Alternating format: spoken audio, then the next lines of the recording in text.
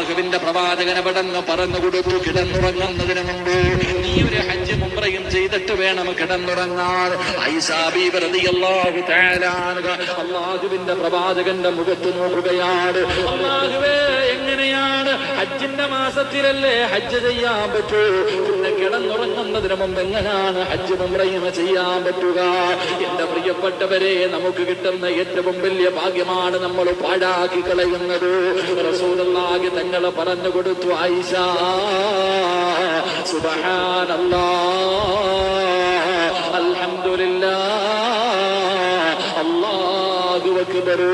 കിടന്നുറങ്ങുന്നതിന് മുമ്പ് ഏതെങ്കിലും ഒരു മനുഷ്യനീ 33 പ്രാവശ്യം വെച്ച് പറഞ്ഞാൽ, ഏതെങ്കിലും ഒരു മനുഷ്യനീ ദിക്റുകൾ പറഞ്ഞിട്ട് കിടന്ന അവന് ഹജ്ജ് ഉംറയും ചെയ്ത പ്രതിഫലമുണ്ടെന്ന് ആദരവായ പ്രവാചകൻ നബി മുഹമ്മദ് മുസ്തഫ പ്രവാചകനെ